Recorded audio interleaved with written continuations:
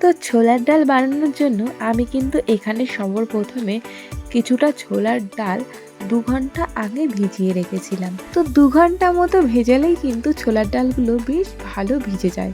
তো আমি এখানে একটু চেক করে নিলাম, ছোলার ডালগুলো কিন্তু দুভাগে ভাগ হয়ে যাচ্ছে, এর মানে ছোলার ডালগুলো খুব ভালোভাবেই ভিজে গেছে। এবারে আমি একটি প্রেসার কুকার নিয়ে নিয়েছি, তার মধ্যে ছোলার ডালগুলো দিয়ে দিলাম আর একটু জল দিয়ে দিলাম। এবারে প্রেসার কুকারের ঢাকনা আটকে এটাকে আমি 3টে থেকে 4টে সিটি মেরে নেব। এবারে কড়াইতে সাদা তেল দিয়ে তার মধ্যে আমি এক এক করে ফোড়নগুলো দিয়ে নেব। প্রথমে দিচ্ছি তেজপাতা, শুকনো লঙ্কা এবং সঙ্গে দিয়ে দিচ্ছি কিছুটা জিরে।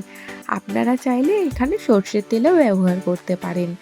এবারে আমি এখানে কিছুটা ছোট ছোট করে আলু কেটে রেখেছি, এর মধ্যে আমি দিয়ে নিলাম। আপনারা এখানে চাইলে আলুটাও স্কিপ করতে পারেন এবং এর সঙ্গে চাইলে কিছুটা নারকেল কুচিও কিন্তু দিয়ে দিতে পারেন। এবারে সামান্য নুন এবং হলুদ দিয়ে আলুটাকে বেশ ভালোভাবে ভাজা ভাজা করে নিচ্ছি।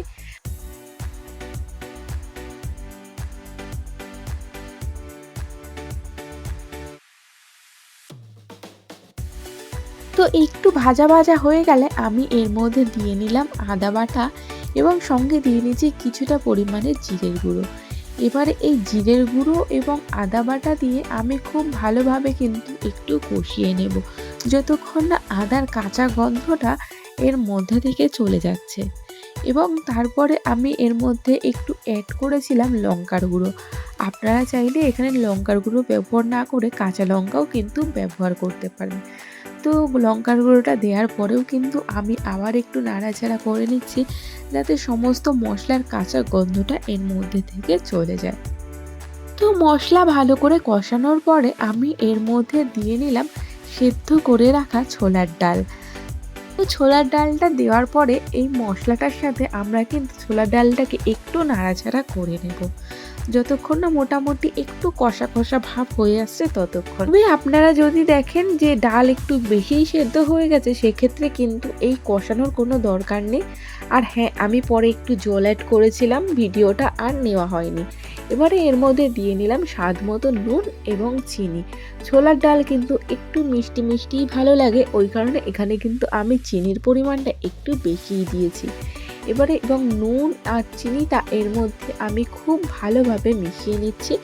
তারপরে সব শেষে যখন টেনে আসবে তখন এর মধ্যে দিয়ে নিলাম একটু ভাজা মশলা। তো আমি কিন্তু কড়াইতে একটুখানি জিরে একটু রোস্ট করে নিয়ে সেটাকেই কিন্তু বেটে নিয়েছি। সেটা করেই কিন্তু এই ভাজা মশলাটা তৈরি হয়ে গেছে। এই ভাজা মশলাটা অ্যাড করার কারণে পুরো ছোলার ডালের টেস্টটাই কিন্তু চেঞ্জ হয়ে যায়, যেই কারণে ছোলার ডালটা খেতে আরও বেশি পরিমাণে টেস্টি লাগে। তো আমাদের ছোলার ডাল এখানে তৈরি হয়ে গেছে। এবারে গরম গরম এই ছোলার ডাল লুচি বা পরোটার সাথে সার্ভ করুন, দেখবেন সব চেটে পুটে খাবে। তো আমি এখানে কিন্তু খুব সহজ পদ্ধতিতে ঘরোয়া ছোলার ডাল কেমনভাবে বানানো হয় সেটাই তোমাদের সাথে শেয়ার করেছি। ভিডিওটি ভালো লাগলে অবশ্যই একটু লাইক, শেয়ার, কমেন্ট করে দিও। যারা এখনো অবধি চ্যানেলটি সাবস্ক্রাইব করনি তারা প্লিজ একটু চ্যানেলটি সাবস্ক্রাইব করে দিও এবং পাশে থাকা বেল আইকনটি অবশ্যই অন করে দিও, যাতে আমি আরও যা যা নতুন ভিডিও ছাড়বো সেই ভিডিও নোটিফিকেশনগুলো তোমাদের কাছে সবার আগে পৌঁছে যায়। তো চলো আজকের ভিডিওটা তাহলে এই অবধি। সবাই ভালো থেকো, সুস্থ থেকো, দেখা হচ্ছে নেক্সট কোনো ভিডিওতে।